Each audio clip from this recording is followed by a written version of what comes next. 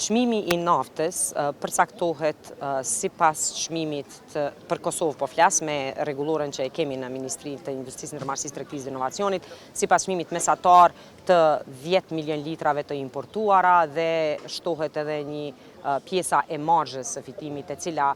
duhet t'ju mundsoj bizneseve që të operojnë. Paralelja që shiqohet një ditë përpara me njëherë me paralelen se sa është çmimi këtu, nuk përkon për faktin se edhe porosit, por edhe dërgesat nuk bëhen automatike. Do të thotë ajo naftë ose ato derivate që vinë kryesisht në portin e Durrësit dhe shkarkohen janë të porositura, të dakorduara dhe të negociuara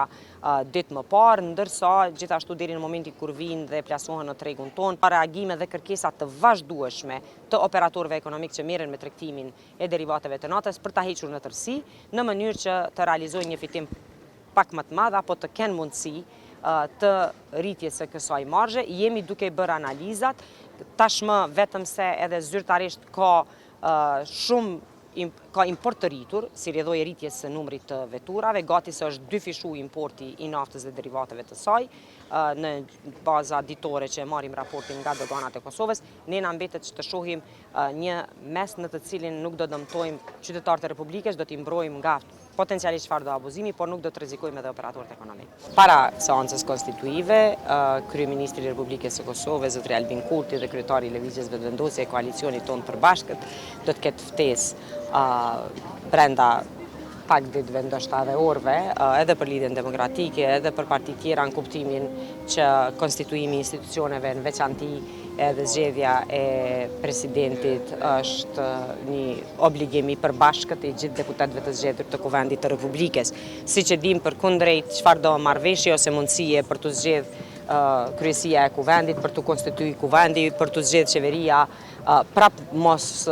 suksesi I zgjedhjes së presidentit do e çonte vendin në zgjedhje në një periudhë të shkurtë kohore, jo më pak se 2 muaj. Prandaj për të parandalu dhe evitu edhe një shkuarje në zgjedhje për të cilën duket se askush nuk e ka as vullnetin e as nuk e shohim se ka ndonjë arsye logjike për të shkuar në zgjedhje, shpresojmë që të gjithë të jenë të gatshëm që të diskutojnë me seriozitetin më të lartë të mundur